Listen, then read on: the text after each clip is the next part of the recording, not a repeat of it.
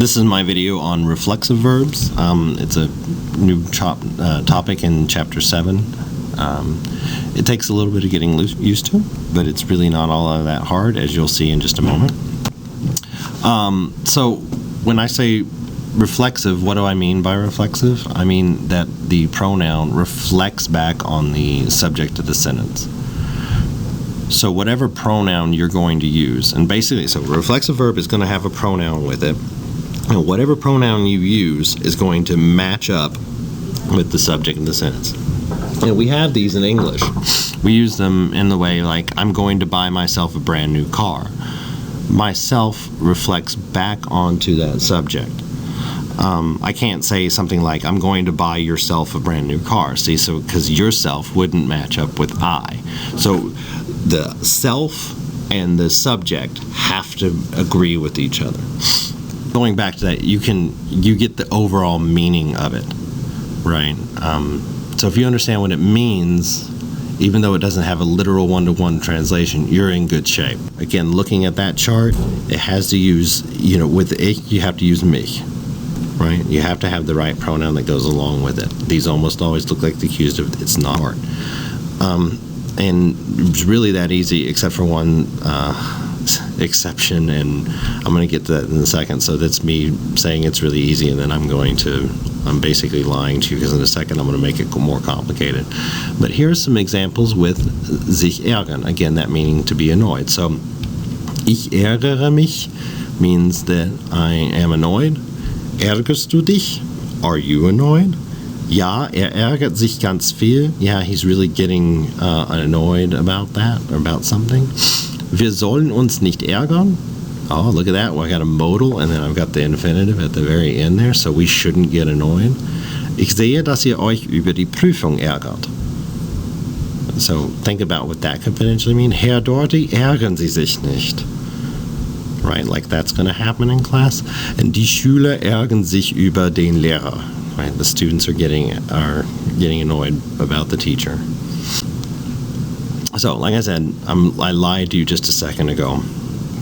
There is a situation where it has to be a little bit different.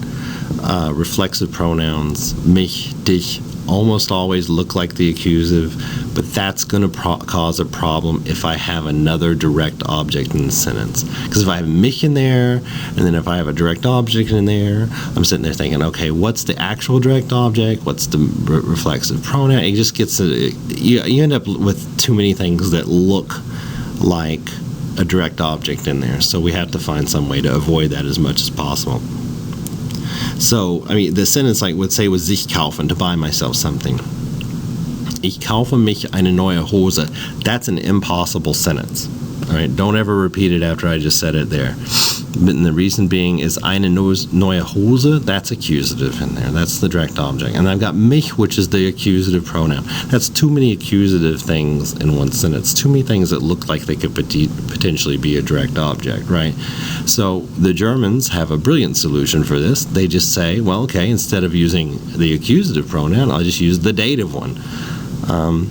And that works fine. So they would say, in this case, ich kaufe mir eine neue Hose. That's only because it has a direct object already.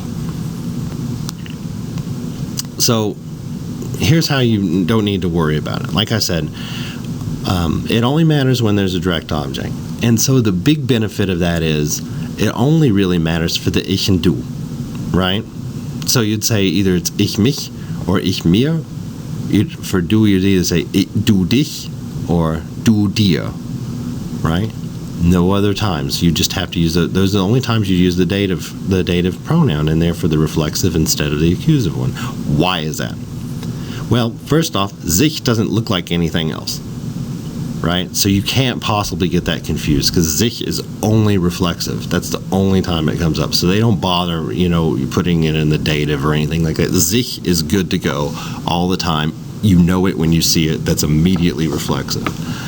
Uns and euch, well, that's the same pronoun whether it's accusative or dative, there's nothing left to change the pronoun to. So they just kind of live with it. They just deal with it. So wir kaufen uns eine neue Hose, which kind of a weird sentence, but we are buying ourselves some new pants.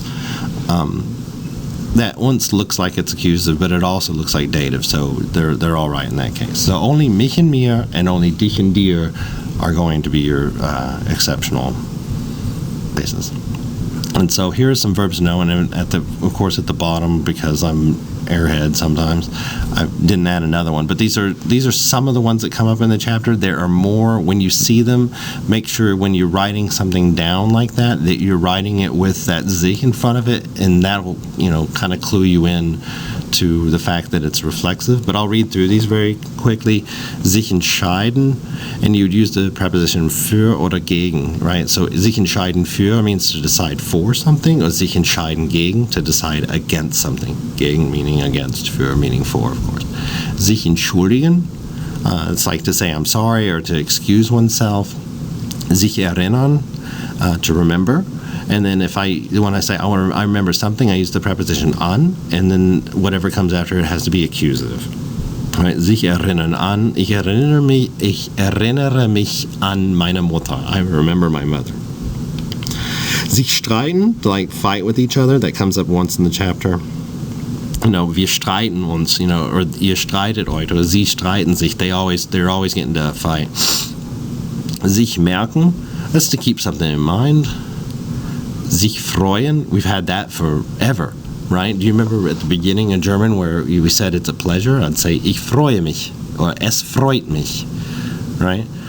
That's a verb you've seen before. Ich freue mich just means I'm very happy. Sich verabschieden, to say goodbye. Say that again with yourself. Sich verabschieden. Sich aufregen, and that's separable, of course. Ich rege mich nicht auf. I'm not getting upset. I'm not getting all up in a tiz about something. And sich wundern. Ich wundere mich, ob wir morgen eine Prüfung haben. I wonder if we have a quiz tomorrow. And that is it, folks.